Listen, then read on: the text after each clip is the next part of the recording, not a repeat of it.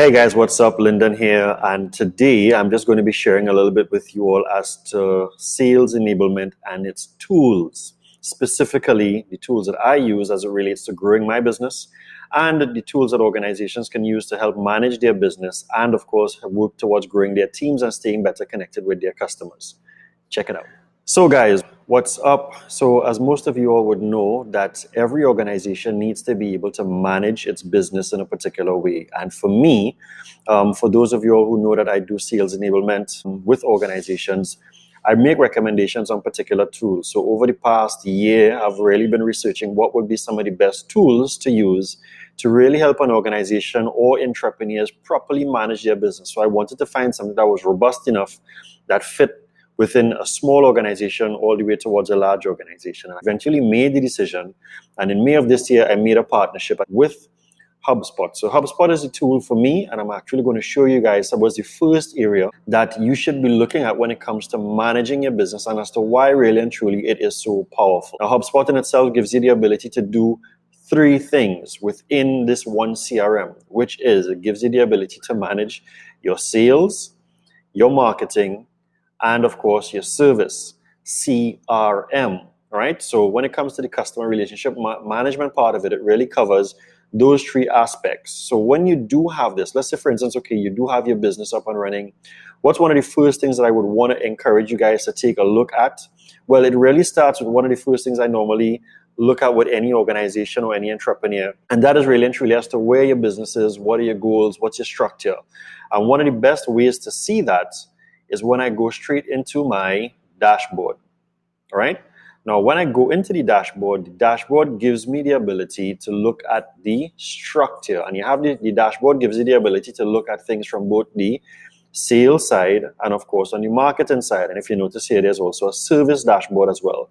Again, it's all what your organization is pegged on. So if you're a service-driven organization, then of course, and you want to manage your service tickets and how that relates back into the CRM and the customer relationship part of things or the customer success part of things with the client, then you can use that. So one of the things I like to structure when we're looking at anything is of course what your targets are. So let's say for instance, those of us who are mostly in sales or we have a certain amount of revenue to manage, whether it is that you're a salesperson or you are a entrepreneur, every organization must have some metrics to manage. So the first one is really a deal forecast, and your deal forecast will give you the ability to understand where are you for the month. So in this particular setup here that I did this with a quota of 16,000 for the month.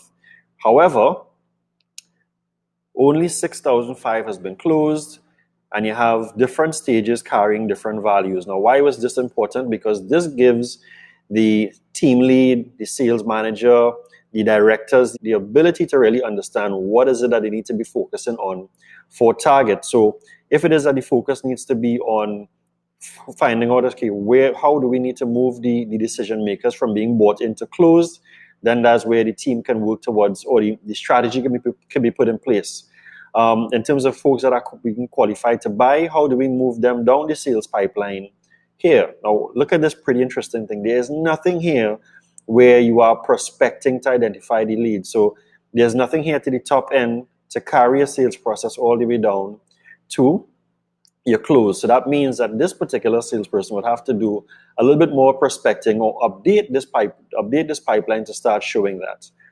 As we go further down, for those of us who really want to stay focused on prospecting, as a salesperson, you need to be prospecting on a daily basis. This actually now tracks prospecting activity on a day-to-day basis, because you get the ability to update your CRM every single day. So we would see here, okay, one prospect was identified on these couple days, nothing for here. You had 4 being identified in one day. Any manager or salesperson that really wants to understand their activity, they have the ability of doing that from right within the CRM. And of course, this also factors into your app as well, because you get the ability to see those things. Let's look at your performance now. Again, in another area that is across the board for all organizations, for the individual salesperson, entrepreneur, business owner, and of course, for those of us who are in the corporate space and looking at senior management. So you would have an idea based upon these deals that is actually created. You get to see deals has been created, and of course, If that activity has risen, you would see that the activity between the last week or the last few days to today has gone up by 166%, which means that this salesperson would have picked up on their sales activity. Contacts assigned as an organization. So if you would have picked up deals and passed it off to your teams, well, then of course you will see that happening there. So you can assign deals to different people and track it. Contacts worked, so which means that we have more activity as a salesperson here, and you will notice that the arrow is pointing up. The arrow is actually in the green because it means that the team's activity is up. But we don't have any deals that's been created as yet. So out of the work that we've done, so there's a lot of prospecting activity, but we don't have any deals being created as yet. So there's a drop by about 50%. And of course, we don't have any deals closed. This again is extremely important when it comes to the performance management of an individual, your organization as a business owner, or a team lead or a sales manager. This also gives you an idea as to deal snapshots. So you can see what's in your prospecting phases. What is it that you have in terms of contacts that's actually been prospected? Who's in your appointments phase? And actually, even if you click on it, it's actually going to take you straight into what an opportunity or a customer would be. And you actually get the ability to understand as to what are the deals that you would have lost. And sometimes, we have deals that are lost, but not because the customer said no, but just mainly because they're actually deferred. So you can actually create a field here that says deferred. A very good part of any sales organization or any service-driven organization, any business, is really understanding things like your win-loss. So you get to track here as to, okay, what is the target for the month, and where's my team, or where am I as it relates to that. And here as well, you get the ability to really measure, okay, what have I lost and what have I won. And in this instance, you see we have a lot more open deals as opposed to the deals that are won. So again, if you want to be able to put a concentrated focus on your activities, this gives you the ability to do exactly that. Another area here is, of course, your tasks. Your tasks give you the ability to understand who are the people that you need to be following up with, all right? And on this side, you get the ability to understand where are your deals in terms of appointments created. So this is another view.